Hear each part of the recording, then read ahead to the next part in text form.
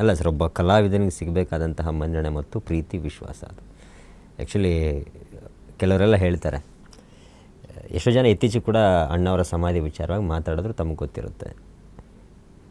So ಒಬ್ಬ ಕಲಾವಿದನಾಗಿ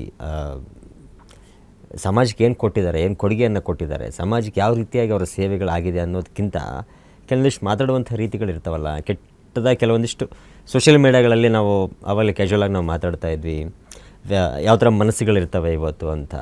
but ಅಣ್ಣವ್ರ ವಿಚಾರ, ಈ ಸಮಾಧಿ ವಿಚಾರ ಅಂತ ಬಂದಾಗ, ಅಂದರೆ ಈ ದೊಡ್ಡ ಮನೆ ಕುಡಿಯಾಗಿ ನಿಮ್ಮ ಒಂದು ಅಭಿಪ್ರಾಯ ಏನು? ಸಿದೀಗ ಅದಕ್ಕೆ ರಿಯಾಕ್ಟ್ ಮಾಡಲೇಬಾರ್ದು, ಅದ್ರ ಬಗ್ಗೆ ಯೋಚನೆ ಮಾಡಬಾರ್ದು ಅನ್ನೋದು ಕಲೆಕ್ಟಿವ್ ಆಗಿ ನಮ್ಮ ಮನೇಲಿ ಇರೋ ಒಂದು ಒಪಿನಿಯನ್ ಸರ್. ಈಗ ಆ ವಿಷಯದ ಬಗ್ಗೆ ತಲೆ ಕೆಡಿಸ್ಕೊಂಡು ನಮಗೆ ಏನು ಲಾಭ ಏನಿದೆ ಅಂದರೆ ಅದರಿಂದ ಏನು ಏನಾರ ಇವಾಗ ಈ ಚರ್ಚೆ ಬಂದಿರೋದ್ರಿಂದ ಏನಾರ ಚೇಂಜ್ ಆಗೋಕ್ಕೆ ಸಾಧ್ಯನ ಅಲ್ಲಿ? ಆ ಒಂದು ಆ ಪುಣ್ಯಭೂಮಿ ವಿಚಾರದಲ್ಲಿ ಏನಾದರೂ ಬದಲಾವಣೆ ಆಗೋ ಸಾಧ್ಯ ಇದೆಯಾ? ಈ ಸರ್ಕಾರ ಏನು ಆಯ್ತಪ್ಪ ಅದು ರೀಕನ್ಸಿಡರ್ ಮಾಡಿ ನಾವು ಜಾಗ ವಾಪಸ್ ತಗೊಳ್ತೀವಿ, ಅವೆಲ್ಲ ಆಗದೆ ಇರೋ ಒಂದು. ಸೊ ಅದ್ರ ಬಗ್ಗೆ ತಲೆನೇ ಕೆಡಿಸ್ಕೋಬಾರ್ದು. ಆಬ್ವಿಯಸ್ಲಿ ಏನು ಗೊತ್ತಾ ಸರ್, ಈಗ ನಾ ಎಲ್ಲೇ ಹೋದರೂ ಆ ಪ್ರಶ್ನೆ ಯಾರಾದರೂ ಒಬ್ಬರು ಕೇಳ್ತಾರೆ, ಸರ್ ಏನು ಹಿಂಗೆ ಮಾತಾಡ್ಬಿಟ್ರಿ ಏನು? ನಾವು ಏನು ಹೇಳೋಕ್ಕೆ ಬರೋದೇ ಇಲ್ಲ ಸರ್. ನಾನು ಬೇಜಾರಾಗಿಲ್ಲ ಅಂತ ಹೇಳಿಬಿಟ್ರೆ ಎಕ್ಸಾಜರೇಷನ್. ಖಂಡಿತ ನಮಗೂ ಯಾಕಪ್ಪ ಯಾರಾಗಲಿ ಯಾಕೆ ಪ್ರಶ್ನೆ ಮಾಡಬೇಕು ಅನ್ನೋ ಒಂದು ಬೇಜಾರಿದೆ, ಮನಸ್ಸಿನ ಯಾವುದೋ ಒಂದು ಮೂಲೆಯಲ್ಲಿ ಬೇಜಾರಿದೆ. ಬಟ್ ಆದರೆ ಈಗ ಸರಿ, ಅದನ್ನು ನಾವು ಮತ್ತೆ ವಿಚಾರ ಮಾಡಿ ಅದರಿಂದ ಏನು ಲಾಭ ಅಂತೂ ಏನಿಲ್ಲ, ಅಂದರೆ ಏನು ಅದರಿಂದ ಏನು ಔಟ್ಕಮ್ ಇಲ್ಲ. ಸೊ ಅದು ಬಿಟ್ಬಿಡಿ, ಅದು ಆ ಸುದ್ದಿ ಹಾಗೆ ಹೊರಟೋಗ್ಲಿ ಅಂತ. ಆ್ಯಂಡ್ ಈಗ ನೀವು ಆ ಚಿಕ್ಕ ವಯಸ್ಸೆಲ್ಲ ಈ ಮೊಮ್ಮಕ್ಕಳುಗಳೆಲ್ಲ ನೀವು ಆ ಒಂದು ತುರ್ಲೆ ತುಂಟಾಟಗಳೆಲ್ಲ ಮಾಡ್ಕೊಂಡೆಲ್ಲ ಇರ್ತಾಯಿದ್ವಿ. ಬಟ್ ಇವತ್ತು ನೋಡಿದಾಗ, ತಿರುಗಿ ನೋಡಿದಾಗ, ಒಂದು ಕಡೆ Vinay sir hero, Yuvraj sir hero, Dheeren Ramkumar ಅವ್ರ ಹೀರೋ, ಆ್ಯಂಡ್ ರಾಮ್ಕುಮಾರ್ ಅವ್ರ ಮಗಳು ಇನ್ನೊಬ್ಬರು ಅವರು ಧನ್ಯ ಮೇಡಮ್ ಅವ್ರ ಹೀರೋ, ಆ್ಯಂಡ್ ನೀವು ಕೂಡ ಸಿನಿಮಾ ಹೀರೋ ಆದರೆ. ಸೊ ಇನ್ನು ನೋಡಿದಾಗ ಸರ್ ಈಗ ಹಿಂಗೆ ಅನಿಸುತ್ತೆ ನಿಮ್ಗೆ, ಫೀಲ್ ಹೆಂಗೆ ಅನಿಸುತ್ತೆ? ಅಂದರೆ ಅವಾಗೆಲ್ಲ ಚಿಕ್ಕಾಗಿದ್ದಂಥ ಮಕ್ಕಳುಗಳು ಇವತ್ತೆಲ್ಲ ಕರ್ನಾಟಕದಲ್ಲಿ ದೊಡ್ಡ ಮಟ್ಟದಲ್ಲಿ ಒಂದು ದೊಡ್ಡ ದೊಡ್ಡ ಸಿನಿಮಾಗಳನ್ನು ಮಾಡ್ತಾಯಿದ್ದಾರೆ ಅಂದರೆ ಹೆಂಗೆ ಅನಿಸುತ್ತೆ ಸರ್? ನಾವೆಲ್ಲ ಚಿಕ್ಕವರ ಒಟ್ಟಿಗೆ ಇದ್ದಾಗ ಯಾರು ಇವ್ರು ಹಿಂಗಾಗ್ತಿರು ಇವ್ರು ಹಿಂಗಾಗ್ತಾರೆ ಅನ್ನೋದು ಒಬ್ರಿಗೊಬ್ರಿಗೂ ನಮಗೇ ಊಹೆನೇ ಇಲ್ಲ ಸರ್. ಮುಂದೆ ಏನು ಅನ್ನೋದು ಯಾರಿಗೂ ಊಹೆ ಇಲ್ಲ. ನಾವು ಸ್ಕೂಲ್ ಬಿಟ್ಟಾದ್ಮೇಲೆ ಬಂದು ಸೇರೋದು, ಆಟ ಆಡಬೇಕು, ತಿನ್ನಬೇಕು, ನಮ್ಮದು ಗ್ಯಾಂಗು ಸರ್. ಏನು ಹುಡುಗರು, ಧೀರೇನು, ವಿನಯ್, ಗುರು, ನಾನು, ಲಕ್ಕಿ ಅಂತ ಇನ್ನೊಬ್ಬ ಕಸಿನ್ನು, ನಾವು ಜಾಸ್ತಿ ಒಂದು 2005 ಮೇಲೆ ಭಾಳಷ್ಟು ಕಾಲ ಒಟ್ಟಿಗೆ. ಇವತ್ತು ಈ ಹೋಟ್ಲಿಗೆ ಹೋಗ್ತೀವ, ನಾಳೆ ಯಾವ ಹೋಟ್ಲಿಗೆ ಹೋಗಬೇಕು. ಆ್ಯಂಡ್ 2009ಇಂದನೋ 10ಇಂದನೋ ಅಪ್ಪ ಮಾಮ ಬಂದು ರಾಯಲ್ ಚಾಲೆಂಜರ್ಸ್ ಬ್ಯಾಂಗ್ಳೂರ್ ಟೀಮಿಗೆ ಇದಾಗಿದ್ದರು, ಬ್ರ್ಯಾಂಡ್ ಅಂಬಾಸಿಡರ್ ಆಗಿದ್ದರು.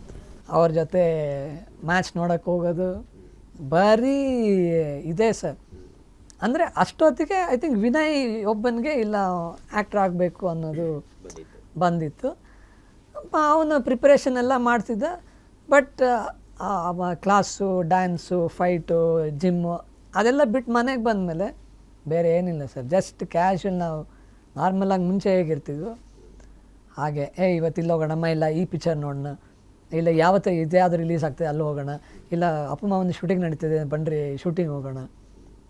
ಶೂಟಿಂಗ್ ರಾಮು ಹುಡುಗರು ಈ ಶೂಟಿಂಗ್ ಮೈಸೂರಲ್ಲಿ ನಡಿಬೇಕಂದ್ರೆ ಹೋಗಿ ಸಿಕ್ಕಾಪಟ್ಟೆ ಮಜಾ ಮಾಡಿದ್ವಿ ಸರ್. ಅಲ್ಲಿ ಒಳ್ಳೆ ಬ್ಯೂಟಿಫುಲ್ ಟೈಮ್ಸ್ ಅದು. ಆಮೇಲೆ ಅಫ್ಕೋರ್ಸ್ ಒಬ್ಬೊಬ್ಬರು ಅವರವರ ಕೆರಿಯರಲ್ಲಿ ಬ್ಯುಸಿ ಆದಾಗ, ಇವತ್ತು ನೀವು ಹೇಳ್ದಂಗೆ ಆ ಅಡ್ಮಿರೇಷನ್ ನೋಡಿದಾಗ ಜನರಿಂದ ಖುಷಿ ಆಗುತ್ತೆ ಸರ್. ನಮಗೂ ನಮ್ಮ ಮಾಂದ್ರ ಥರನೂ ನಮ್ಮ ತಾತ ಅಜ್ಜಿ ಥರನೂ ನಮಗೂ ಆ ಒಂದು ಪ್ರೀತಿ ಸಿಗ್ತಾಯಿದೆ, ಒಂದು ಅಡ್ಮಿರೇಷನ್ ಸಿಗ್ತಾಯಿದೆ, ಜನ ಅಪ್ರಿಷಿಯೇಟ್ ಮಾಡ್ತಾರೆ. ಈ ಬಂದಾಗ ಯಾರೇ ಕೇಳಿದ್ರು ನನಗೂ ಕೆಲಸ ನೆಕ್ಸ್ಟು ಯಾವ್ದು ಮಾಡ್ತಾಯಿದ್ದೀರಿ ಅಂತ ಆ ಒಂದು ಪಾಸಿಟಿವ್ ಎಕ್ಸ್ಪೆಕ್ಟೇಷನ್ ನಮ್ಮಿಂದ ಅವ್ರು ಇಟ್ಕೊಂಡಿದ್ದಾರಲ್ಲ ಸರ್. ಆ ಪ್ರೀತಿಗೆ ಏನು ಕೊಟ್ಟರು ಎಷ್ಟು ಕೊಟ್ಟರು ಸಾಲಲ್ಲ ಸರ್. ಇಲ್ಲ ಈಗ ಯಾಕಂದರೆ ಫಸ್ಟು ವಿನಯ್ ಸರ್ ಬರ್ತಾರೆ ಸಿದ್ಧಾರ್ಥ ಸಿನಿಮಾ ಮೂಲಕವಾಗಿ ಬಂದಾಗ, ಅವ್ರಿಗೂ ಸಾಕಷ್ಟು ರೀತಿಯಾಗಿ ನೆಗೆಟಿವ್ ಕಮೆಂಟ್ಸ್ಗಳು ಬಂತು. ಅಲ್ಲಿ ಎರಡು ಮಾತಿಲ್ಲ, ಸಾಕಷ್ಟು ಸೋಷಿಯಲ್ ಮೀಡಿಯಾಗಳೇ ಬಂತು. ಅದಾದಮೇಲೆ ಯುವವ್ರ ವಿಚಾರದಲ್ಲಿ ಕೂಡ ಸಾಕಷ್ಟು ಬಂತು.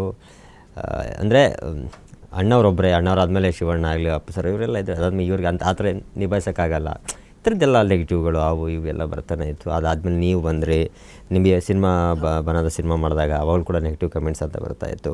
ಅಂದರೆ ಇದು ನೋಡಿದಾಗ ನಿಮಗೆ ಆ ನೆಗೆಟಿವ್ ಅನ್ನೋವಂಥದ್ದು ಯಾವ ಥರ ಎಕ್ಸೆಪ್ಟ್ ಮಾಡ್ಕೊತೀರ ನೀವು? ಯಾಕಂದರೆ ಈ ಸೋಷಿಯಲ್ ಮೀಡಿಯಾಗಳಲ್ಲಿ ಮಾತಾಡಬೇಕಾದ್ರೆ ಅಥವಾ ನೇರವಾಗಿ ಕೆಲವೊಂದಿಷ್ಟು ಜನ ಮಾತಾಡುವಂಥದ್ದಾದರೆ ಅದನ್ನೆಲ್ಲ ಹೆಂಗೆ ಸ್ವೀಕಾರ ಮಾಡ್ತೀರಾ ನೀವು? ಸರ್, ನಾವು ಭಾಳ ಸಣ್ಣ ವಯಸ್ಸಿಂದ ಕ್ರಿಟಿಸಿಸಮ್ ಅನ್ನೋದನ್ನು ನಾವು ನೋಡ್ಕೊಂಡು ಬಂದಿದ್ದೀವಿ ಸರ್. ನಮ್ಮ ತಾತನ ವಿಷಯದಲ್ಲಿ ಇರ್ಬೋದು, ತಾತಾಜಿ ವಿಷಯದಲ್ಲಿ, ಮಾವಂದ್ರ ವಿಷಯದಲ್ಲಿ ಎಲ್ಲ ಈ ಆವಾಗಿಂದನೂ ಇದೆ. ಈಗ ಸೋಷಿಯಲ್ ಮೀಡಿಯಾ ಇರೋದ್ರಿಂದ ಸ್ವಲ್ಪ ಜೋರಾಗಿ ಕಾಣುತ್ತೆ, ಕೇಳುತ್ತೆ ಬಿಟ್ಟರೆ ಆವಾಗಿಂದನೂ ಇದೆ. ಏನೋ ನಮ್ಮ ಫ್ರೆಂಡ್ಸ್ ಗ್ರೂಪಲ್ಲಿ ಇಲ್ಲ ಸ್ಕೂಲ್ಗಳಲ್ಲಿ ನನಗೂ ಇನ್ನೊಬ್ಬ ಫ್ರೆಂಡ್ಗೂ ಏನೋ ಒಂದು ಜಗಳ ಆದಾಗ ಈ ನಮ್ಮ ತಾತನ ಬಗ್ಗೆ ಮಾತಾಡೋದು, ಇಲ್ಲ ನಮ್ಮ ಮಾಮನ ಬಗ್ಗೆ ಏನಾದರೂ ಅನ್ನೋದು, ಆ ಕಾಲದಿಂದನೂ ನಾವು ಒಂಥರ ನೋಡಿಕೊಂಡೇ ಬಂದಿದ್ವಿ. ಈಗ ಸ್ವಲ್ಪ ಅವಾಗೆಲ್ಲ ತುಂಬ ಬೇಜಾರಾಗೋದು, ಯಾಕೆ ಮಾತಾಡ್ತೀಯ ನಮ್ಮ ತಾತನ ಬಗ್ಗೆ, ಯಾಕೆ ಮಾತಾಡ್ತೀಯ ನಮ್ಮ ಅಜ್ಜಿ ಬಗ್ಗೆ, ಮಾಮನ ಬಗ್ಗೆ ಯಾಕೆ ಮಾತಾಡ್ತೀಯ ಅಂತ. ಬೆಳೀತಾ ಬೆಳೀತಾ ನಮಗೂ ಒಂದಷ್ಟು ಲರ್ನಿಂಗು, ಅಂಡರ್ಸ್ಟ್ಯಾಂಡಿಂಗ್ ಬರುತ್ತಲ್ಲ ಸರ್. ಯಾವ ಥರ ಅಂದರೆ ನಮ್ಮ ಮನೆ ದೊಡ್ಡವ್ರನ್ನ ನೋಡಿ ಅದನ್ನು ಇಗ್ನೋರ್ ಮಾಡೋದಕ್ಕೆ ಕಲಿಬೇಕು ನಾವು. ಯಾಕಂದ್ರೆ ಅದನ್ನು ನಮ್ಮ ಮೇಲೆ ಟೇಕ್ ಓವರ್ ಆಗಿಬಿಟ್ರೆ ಅದು ನಮ್ಮ ಲೈಫ್ನ ಅಫೆಕ್ಟ್ ಮಾಡುತ್ತೆ. ಸಿನಿಮಾ ಬಿಟ್ಟು ಒಂದು ಪರ್ಸ್ನಲ್ ಲೈಫ್, ಫ್ಯಾಮಿಲಿ ಲೈಫ್ ಎಲ್ಲರಿಗೂ ಇದೆ. ನಾವು ದಿನ ಬೆಳಗ್ಗೆ ಆದರೆ ಅಪ್ಪ ಅಮ್ಮ, ಹೆಂಡತಿ, ಅಕ್ಕ ತಂಗಿ, ತಮ್ಮ, ಅಣ್ಣ, ನಮ್ಮ ಜೀವನನೂ ಒಂದಿದೆ. ತುಂಬ ಅದನ್ನು ಅಫೆಕ್ಟ್ ಆಗಕ್ಕೆ ಬಿಡಬಾರ್ದು. ಆ್ಯಂಡ್ ಇನ್ನೊಂದು ಸ್ಟ್ರಾಂಗ್ ಪಾಯಿಂಟ್ ಏನಂದರೆ ಸರ್, ಅಷ್ಟು ಕ್ರಿಟಿಸಿಸಮ್ ಜೊತೆಗೆ ಪ್ರೀತಿನೂ ಅಷ್ಟೇ ಸಿಕ್ಕಿದೆ.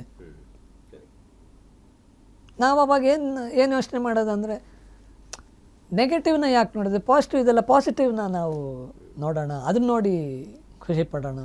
ಇನ್ನೊಬ್ರು ಯಾರೋ ಬಂದು ಸರ್ ಯಾರೋ ನೋಡಿ ಸರ್ ಹಿಂಗೆ ಬರೆದಿದ್ರು, ಏನು ಸರ್ ಅವ್ರಿಗೆ ಬೇರೆ ಕೆಲಸ ಇಲ್ವಾ ಅಂದಾಗ ನಮ್ಮ ಮೇಲೆ ಯಾರಿಗೋ ಒಂದು ಆ ಪ್ರೀತಿ ಸ್ಟ್ರಾಂಗ್ ಆಗಿದೆಯಲ್ಲ, ಸಾಕು, ಇದನ್ನು ತೊಗೊಂಡ್ಬಿಡ, ಅದನ್ನು ಯಾಕೆ ನಾವು ನೋಡಬೇಕು. ಖಂಡಿತ ಇದು ಕೇಳಿದಾಗ ನೋಡಿದಾಗ ನಮಗೂ ಸಿಕ್ಕಾಪಟ್ಟೆ ಬೇಜಾರಾಗಿದೆ ಸರ್. ಯಾವುದಾದ್ರೂ ನೀವು ವಿನಯ್ ಸರ್ ಆಗಿರ್ಬೋದು, ಯುವ ಸರ್ ಇರ್ಬೋದು, ಧೀರೇನ್ ಸರ್ ಇರ್ಬೋದು, ಧನ್ಯ ಮೇಡಮ್ ಇರ್ಬೋದು, ನೀವು ಕೂತ್ಕೊಂಡು ಈ ಚರ್ಚೆಗಳು ಬರ್ತಾವ, ಈ ಥರ ಮಾತಾಡ್ತೀರಾ ನೀವೇನಾದರೂ? ಅಂದರೆ ಬಂದಿದೆ, ಬಟ್ ಅದನ್ನು ಭಾಳ ಏನೋ ವಿತಿನ್ 1-2 ನಿಮಿಷ ಏನೋ ಮಾತಾಡಿ ಅದನ್ನು ತೇಲಿಸ್ಬಿಡ್ತೀವಿ ಸರ್. ಬೇರೆ ಏನಾದ್ರು, ಯಾಕಂದರೆ ನಾವು ಸೇರಿದಾಗ ಮಾತಾಡೋಕ್ಕೆ ಭಾಳಷ್ಟು ವಿಚಾರ ಇದೆ ಸರ್, ತುಂಬ ವಿಚಾರ ಇದೆ. ಸೊ ಅದು ಆಲ್ಮೋಸ್ಟು ಏನು ಬರೀ ತುಂಬ ಮಿನಿಮಲ್ ಸರ್, ಭಾಳ ಕಮ್ಮಿ. ನಾವದು ಡಿಸ್ಕಸ್ಸು ಮಾಡೋಕ್ಕೆ ಹೋಗಲ್ಲ.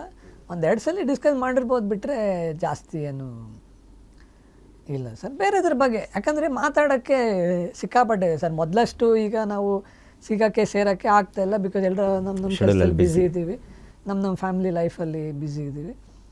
ಸೊ ಸಿಕ್ಕಿದಾಗ ಅಟ್ಲೀಸ್ಟ್ ಏನೋ ಖುಷಿ ಆಗೋವಂಥ ವಿಚಾರ. ಈಗ ನಮ್ಮ ತಾತನ ಬರ್ಡೇಗೆ ಸಿಕ್ಕಿದ್ವಿ, ಅದಕ್ಕೆ ಮುಂಚೆ ಏಪ್ರಿಲ್ 12 ನಮ್ಮ ತಾತವ್ರು ತೀರ್ಕೊಂಡಿದ್ದ ದಿನ, ಪೂಜಾ ತಿಥಿ, ಪುಣ್ಯತಿಥಿ ದಿನ ಸಿಕ್ಕಿದ್ವಿ. ಆವತ್ತು ಸಿಕ್ಕಿದಾಗ ಏನು ಮಾಡಿದ್ವಿ, ನಾವೆಲ್ಲ ಹಳೇದನ್ನೆಲ್ಲ ಜ್ಞಾಪಿಸ್ಕೊಂಡು ಅದನ್ನು ಮೆಮರೀಸ್ ಹಂಚ್ಕೊಂಡು, ಈಗ ನಮ್ಮ ತಾತ ಎಲ್ಲ ಇದ್ದಾಗ ಅದೇ ರೀತಿ ನಮ್ಮ ಮುತ್ತಾತ ಅವ್ರದ್ದು ಪುಣ್ಯತಿಥಿ ಮಾಡ್ತಿದ್ರು ಸರ್. ಅವತ್ತೂ ಅಂದರೆ ನಮ್ಮ ಮನೇಲಿ ಈಗ 12th ಅಂದರೆ ತಾತಂದು 1 ವಾರದಿಂದ ಮನೆಯವರೆಲ್ಲ ಫ್ಯಾಮಿಲಿ ಎಲ್ಲ ಸೇರಿಕೊಂಡು ಎಡೆಗಿಡೋ ಅಂಥ ತಿಂಡಿಗಳನ್ನ ಮನೇಲೇ ಮಾಡೋದು, ಮನೇಲೆಲ್ಲ ಹೆಣ್ಮಕ್ಳು ಸೇರಿಕೊಂಡು ಮಾಡೋದು. ದಿನಕ್ಕೆ ಪ್ರತಿದಿನ ಎಲ್ಲರೂ ಅವ್ರವ್ರ ಮನೆಯಿಂದ ತಾತನ ಮನೆಗೆ ಬಂದು ಅಲ್ಲಿ ಮಾಡೋದು. ಈಗಲೂ ಆ ಪದ್ಧತಿ ಅದು ನಡ್ಕೊಂಡು ಬಂದಿದೆ. ಆಮೇಲೆ ನಮ್ಮ ತಾತ, ನಮ್ಮ ಮುತ್ತಾತ ರಂಗಭೂಮಿ ಕಲಾವಿದರಾಗಿದ್ದರಿಂದ ಅವರಿಗೆ ಡೆಡಿಕೇಶನ್ ಆಗಿ ಹಾಡೋರು ಸರ್ ನಮ್ಮ ತಾತ. ನಮ್ಮ ಕೈಲೆಲ್ಲ ಹಾಡಿಸೋರು. ನಮ್ಮ ತಾತ ಹಾರ್ಮೋನಿಯಂ ನುಡ್ಸೋರು, ನಾವೆಲ್ಲ ಹಾಡ್ತಿದ್ವಿ. ಸೊ ಈಗಲೂ ನಮ್ಮ ತಾತಂದು ಅಜ್ಜಿದು ಎಲ್ಲ ಕಾರ್ಯ ಮಾಡಿದಾಗ ಎಡೆ ಇಟ್ಟು ಪೂಜೆ ಮಾಡಿ ಈಗಲೂ ಹಾಡ್ತೀವಿ ಸರ್ ಎಲ್ಲ ಸಂಪ್ರದಾಯ. ಹಾಂ, ಅಂದರೆ ಈಗ ಎಡೆಗೆ ಏನು ಇಡ್ತಾರೆ ಸರ್, ಅವರಿಗೆ ಏನು ತುಂಬ ಇಷ್ಟವಾದಂಥ ಊಟ, ಅದನ್ನು ಬಿಟ್ಟು ಅವ್ರಿಗೇನು ಇಷ್ಟವಾದ ಸಂಗೀತ, ಅದನ್ನು ಅವ್ರಿಗೆ ಒಂದು ಅರ್ಪಣೆ ಮಾಡೋದು, ಅದು ಈಗಲೂ ನಾವು ನಡೆಸ್ಕೊಂಡು ಬಂದಿದ್ದೀವಿ. Thank you.